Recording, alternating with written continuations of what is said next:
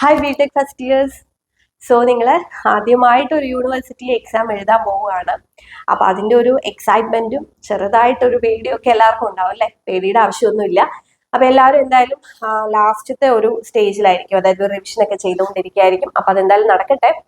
Exam എഴുതുമ്പോൾ ശ്രദ്ധിക്കേണ്ട കുറച്ച് കാര്യങ്ങളാണ് ഇന്നത്തെ വീഡിയോയിൽ പറയുന്നത്. ഇത് നിങ്ങൾക്ക് വളരെ ഹെൽപ്ഫുൾ ആയിരിക്കും.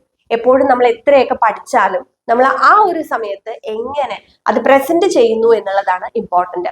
അവിടെ നിങ്ങൾക്ക് വരാവുന്ന ചില മിസ്റ്റേക്സും അതേപോലെ ശ്രദ്ധിക്കേണ്ട കുറച്ച് കാര്യങ്ങളൊക്കെയാണ് പറയുന്നത്. ഓക്കെ, അപ്പൊ ആദ്യം തന്നെ നമ്മളിപ്പോ എക്സാം ഹാളിൽ പോയി നമുക്ക് ക്വസ്റ്റ്യൻ പേപ്പർ കിട്ടിക്കഴിഞ്ഞാൽ ഉടനെ തന്നെ ഫസ്റ്റ് നമ്പർ ക്വസ്റ്റ്യൻ നമ്പർ ഇട്ട് ആൻസർ എഴുതാൻ തുടങ്ങുക. അങ്ങനെ ചെയ്യരുത്.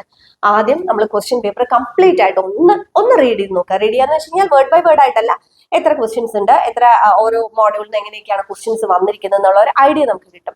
ഇപ്പൊ ഒരുപാട് ന്യൂമറിക്കൽ ക്വസ്റ്റ്യൻസ് ഒക്കെ വന്നിട്ടുണ്ടെങ്കിൽ നമുക്ക് കുറച്ചും കൂടെ ടൈം നല്ലപോലെ മാനേജ് ചെയ്ത് നമ്മൾ എഴുതേണ്ടി വരും. ഓക്കെ, അപ്പൊ ആ കാര്യങ്ങളൊക്കെ നമുക്കൊരു ഐഡിയ കിട്ടും. ഇനി അതിനുശേഷം നമ്മൾ തീരുമാനിക്കേണ്ടത് നമ്മൾ ഏത് ഓർഡറിലാണ് ആൻസേഴ്സ് എഴുതാനായിട്ട് പോകുന്നത്.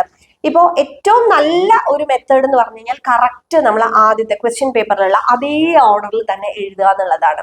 അപ്പൊ നമുക്ക് ഒരു ചോദ്യം പോലും മിസ്സാവില്ല, ക്വസ്റ്റ്യൻ നമ്പർ മാറിപ്പോകുന്ന പ്രശ്നങ്ങളൊന്നും വരില്ല. പക്ഷെ ചില കുട്ടികൾക്കെങ്കിലും ചിലപ്പോൾ അങ്ങനെ എഴുതാനായിട്ട് പറ്റില്ല. അവർക്ക് അറിയാവുന്ന ക്വസ്റ്റ്യൻസ് ആദ്യം എഴുതുമ്പോൾ കുറച്ച് കോൺഫിഡൻസ് ഉണ്ടാവും എന്ന് തോന്നുന്നവരുണ്ട്. അങ്ങനെ എഴുതുന്നതുകൊണ്ട് പ്രശ്നമില്ല. പക്ഷെ നമ്മൾ ക്വസ്റ്റ്യൻ നമ്പേഴ്സ് തെറ്റിപ്പോവാതെ ഇരിക്കാനായിട്ട് പ്രത്യേകം ശ്രദ്ധിക്കുക. ഇനി ചിലവരാണെന്നുണ്ടെങ്കിൽ കൂടുതൽ മാർക്കുള്ള ക്വസ്റ്റ്യൻസ് ആദ്യം എഴുതാം, കുറവ് മാർക്കുള്ള ക്വസ്റ്റ്യൻസ് പിന്നീട് എഴുതാമെന്ന് വിചാരിക്കുന്നവരുണ്ട്. അവരും ശ്രദ്ധിക്കേണ്ട കാര്യം ക്വസ്റ്റ്യൻ നമ്പർ മാറിപ്പോകുന്നില്ല, എല്ലാ ക്വസ്റ്റ്യൻസും നമ്മൾ എഴുതി എന്നുള്ളത് ഉറപ്പുവരുത്തുക. അതേപോലെ ചിലർക്ക് പറ്റുന്നതാണ് ഓർ ക്വസ്റ്റ്യൻസ് 2 ക്വസ്റ്റ്യൻസും എഴുതി വെറുതെ ടൈം കളയും. നമുക്ക് എന്തായാലും അതിൽ ഒരു ക്വസ്റ്റ്യന് മാത്രമേ മാർക്ക് കിട്ടുള്ളൂ.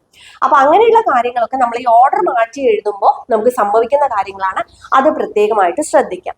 ഇനി അടുത്ത കാര്യം, ക്വസ്റ്റ്യൻ നമ്മൾ വായിക്കുമ്പോൾ കൃത്യമായിട്ട് റീഡ് ചെയ്യാം. പലർക്കും നമ്മൾ ചിലപ്പോൾ ന്യൂമറിക്കൽ പ്രോബ്ലംസ് ആണെങ്കിൽ എഴുതുന്ന വാല്യൂല് ചേഞ്ച് വരും, യൂണിറ്റ് മാറിപ്പോവും, അങ്ങനെയൊക്കെ സംഭവിക്കും. അപ്പൊ ക്വസ്റ്റ്യൻ റീഡ് ചെയ്യുമ്പോൾ വ്യക്തമായിട്ട് റീഡ് ചെയ്യുക. അതേപോലെ തന്നെ നമ്മൾ ഓരോ ക്വസ്റ്റ്യനും ഇത്ര മാർക്ക് എന്നുള്ളത് അതിലുണ്ടാവും. ആ മാർക്കിനനുസരിച്ച് മാത്രം ആൻസർ എഴുതുക.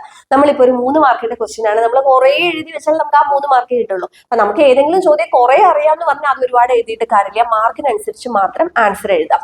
അതേപോലെ ഇപ്പൊ നമുക്ക് ഫിഗേഴ്സ് വരയ്ക്കാൻ, ഇപ്പൊ diagram, block diagram, circuit diagram അങ്ങനെയൊക്കെ, അല്ലെങ്കിൽ ഫ്ലോ ചാർട്ട് അങ്ങനെയൊക്കെ വരയ്ക്കാനുള്ളതാണെങ്കിലും നീറ്റായിട്ട് വരയ്ക്കാം. ഓക്കെ, നീറ്റായിട്ട് വരച്ചിട്ട് നീറ്റായിട്ട് അത് മാർക്ക് ചെയ്യാം. അത് വളരെ ഇമ്പോർട്ടന്റ് ആണ്. നല്ല രീതിയിൽ ഡയഗ്രാംസ് വരച്ചാൽ തന്നെ അതിൽ നമുക്ക് മാർക്ക് കിട്ടും. ഇപ്പോൾ ഏതെങ്കിലും ഒരു സർക്യൂട്ടിന്റെ എക്സ്പ്ലനേഷൻ ആണെങ്കിൽ വൃത്തിയായിട്ട് സർക്യൂട്ട് വരച്ചു കഴിഞ്ഞാൽ തന്നെ നമുക്ക് സ്പീഡിൽ അത് ആൻസർ ചെയ്യാൻ പറ്റും, നന്നായിട്ട് മാർക്ക് സ്കോർ ചെയ്യാനായിട്ട് പറ്റും. ഇനി ന്യൂമറിക്കൽ പ്രോബ്ലംസിന്റെ കേസ് ആണെന്നുണ്ടെങ്കിൽ നമുക്ക് എന്തെങ്കിലും റഫ് വർക്ക് ചെയ്യാനുണ്ടെങ്കിൽ അതൊരു സ്പേസ് മാറ്റി ചെയ്തിട്ട് കറക്റ്റ് ആൻസേഴ്സ് നമ്മൾ എടുത്തെഴുതുമ്പോൾ തെറ്റിപ്പോകരുത്. ഫൈനൽ ആൻസർ ഒന്നും ഒരു ബോക്സിൽ ഇടുക അല്ലെങ്കിൽ ഒന്ന് അണ്ടർലൈൻ ചെയ്ത് കഴിഞ്ഞാൽ അത് കുറച്ചും കൂടെ നല്ല രീതിയിൽ നമുക്ക് പ്രസന്റ് ചെയ്യാൻ പറ്റും.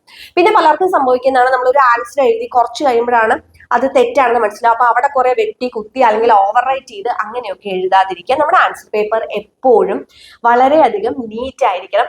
നല്ല രീതിയിൽ നമ്മളത് പ്രസന്റ് ചെയ്യണം. അപ്പൊ ജസ്റ്റ് ഒന്ന് സ്ട്രൈക്ക് ചെയ്തിട്ട് താഴെ ആൻസർ എഴുതാൻ ശ്രദ്ധിക്കുക. അതേപോലെ തന്നെ ന്യൂമറിക്കൽ പ്രോബ്ലംസിൽ ശ്രദ്ധിക്കേണ്ട ഒരു കാര്യമാണ് യൂണിറ്റ് എഴുതാനായിട്ട്. പലർക്കും മാർക്ക് പോകുന്ന ഒരു കാര്യമാണ് യൂണിറ്റ് എഴുതാതിരിക്കുന്നതുകൊണ്ട്. നമ്മൾ ജസ്റ്റ് എന്തെങ്കിലും ഒരു നമ്പർ എഴുതി കഴിഞ്ഞാൽ അതിന് വാല്യൂ ഇല്ല. അത് യൂണിറ്റ് കൃത്യമായി എഴുതിയാലേ നമുക്ക് അതിൽ മാർക്ക് കിട്ടുള്ളൂ. പിന്നെ അതേപോലെ ശ്രദ്ധിക്കേണ്ട ഒരു കാര്യം, നമ്മൾ ആൻസർ എല്ലാം എഴുതി കഴിഞ്ഞാൽ ലാസ്റ്റ് ഒന്നും കൂടെ ഒന്ന് ചെക്ക് ചെയ്യുക എന്നുള്ളതാണ്. അതിനുവേണ്ടി നമ്മൾ ഒരു 5 മിനിറ്റ് മാറ്റി വെക്കുക. എപ്പോഴും അവസാന പേപ്പർ നമ്മൾ ബെല്ലടിക്കുന്ന സമയത്ത് അല്ലെങ്കിൽ പേപ്പർ കൊടുക്കാറാവുമ്പോൾ വരെ ലാസ്റ്റത്തെ ആൻസർ എഴുതി കംപ്ലീറ്റ് ചെയ്യുന്നവരുണ്ട്. അപ്പോൾ എന്താണെന്ന് വെച്ചാൽ നമ്മൾ വീണ്ടും ഒന്നും കൂടെ ചെക്ക് ചെയ്യണത് എന്തിനാന്ന് വെച്ച് കഴിഞ്ഞാൽ നമ്മൾ എഴുതിയതെല്ലാം കറക്റ്റ് ആണോ, ആ മാർക്ക് ചെയ്യേണ്ടത്. നമുക്ക് നന്നായിട്ട് അറിയാവുന്ന ചോദ്യങ്ങൾ പോലും നമുക്ക് എന്തെങ്കിലും മിസ്റ്റേക്ക് വന്നിട്ടുണ്ടോ, അതേപോലെ ക്വസ്റ്റ്യൻ നമ്പർ നമ്മൾ കറക്റ്റ് ആയിട്ടാണോ ഇട്ടിട്ടുള്ളത്, അതേപോലെ എല്ലാ ചോദ്യങ്ങളും നമ്മൾ വായിച്ചിട്ടുണ്ടോ. പലർക്കും സംഭവിക്കുന്നതാണ് അവസാനം അയ്യോ ഇങ്ങനെ ഒരു ക്വസ്റ്റ്യൻ ഞാൻ കണ്ടില്ല, അത് ക്വസ്റ്റ്യൻ പേപ്പർ ലാസ്റ്റ് ആയിരുന്നു, ആ ക്വസ്റ്റ്യൻ നമ്മൾ കണ്ടില്ല, അത് നമുക്ക് അറിയാവുന്ന ചോദ്യം ആയിരിക്കും. അപ്പൊ അങ്ങനെയുള്ള മിസ്റ്റേക്സ് വരാതിരിക്കാനാണ് ചെക്ക് ചെയ്യുന്നത്. അതേപോലെ നമ്മൾ എപ്പോഴും ശ്രദ്ധിക്കേണ്ട ഒരു കാര്യം എന്താണെന്ന് വെച്ച് കഴിഞ്ഞാൽ, നമ്മളിപ്പോ ഒരു ക്വസ്റ്റ്യൻ നമ്മൾ എഴുതി പകുതി ആവുമ്പോഴാണ് നമുക്കത് അറിയില്ല, മുഴുവനായിട്ട് അറിയില്ല. നമ്മൾ കുറെ നേരം അതിൽ ആലോചിച്ചിരുന്നു. ന്യൂമറിക്കൽ പ്രോബ്ലംസ് ആണെങ്കിൽ വീണ്ടും വീണ്ടും പല പല ഫോർമുലാസ് എടുത്ത് ഇരുന്ന് ആലോചിച്ചിരുന്ന് വെറുതെ സമയം കളഞ്ഞ് നമുക്ക് അറിയാവുന്ന ചോദ്യത്തിന് വേണ്ടിയിട്ടുള്ള ടൈമും കൂടെ നമ്മൾ ഇവിടെ എടുക്കുകയാണ്. അങ്ങനെ ചെയ്യരുത്. നമുക്ക് ഒരു 1-2 മിനിറ്റ് ആലോചിക്കാം, കിട്ടുന്നില്ല എന്ന് കഴിഞ്ഞാൽ സ്കിപ്പ് ചെയ്തിട്ട് അടുത്ത ക്വസ്റ്റ്യൻസിലേക്ക് മൂവ് ചെയ്യാം. അതേപോലെ ന്യൂമറിക്കൽ ക്വസ്റ്റ്യൻസിൽ നമുക്കിപ്പം ഫൈനൽ ആൻസർ അറിയില്ല, നമുക്ക് ഫോർമുലാസ് ഒക്കെ അറിയാന്നുണ്ടെങ്കിൽ കൃത്യമായിട്ട് ഫോർമുലാസ് സ്റ്റെപ്സ്, അതേപോലെ തന്നെ എന്താണ് അതിൽ തന്നിട്ടുള്ളത് ഗിവൺ, അത് കറക്റ്റ് ആയിട്ട് എഴുതുക. അതിന് യൂസ് ചെയ്യേണ്ട ഫോർമുലാസ് കറക്റ്റ് ആയിട്ട് എഴുതുക. സബ്സ്റ്റിറ്റ്യൂഷൻ ചെയ്യുക. നമ്മുടെ ഫൈനൽ ആൻസർ തെറ്റിപ്പോയാൽ പോലും ഈ സ്റ്റെപ്സിന് നമുക്ക് മാർക്ക് കിട്ടും. ഓക്കെ, അപ്പൊ അങ്ങനെയുള്ള കാര്യങ്ങളൊക്കെ ശ്രദ്ധിച്ചിട്ട് വേണം നിങ്ങൾ ആൻസർ എഴുതാനായിട്ട്. കാരണം എത്രയൊക്കെ നമ്മൾ പഠിച്ചാലും ആ സമയത്ത് നമ്മൾ എങ്ങനെ പ്രസന്റ് ചെയ്യുന്നു എന്നുള്ളതിനനുസരിച്ചിട്ടായിരിക്കും നമുക്ക് മാർക്ക് സ്കോർ ചെയ്യാനായിട്ട് പറ്റാം. അപ്പൊ ഈ പറഞ്ഞ കാര്യങ്ങളൊക്കെ ശ്രദ്ധിച്ചിട്ട് വേണം എക്സാം എഴുതാനായിട്ട്. അപ്പൊ anyway all the best for exam. Thank you.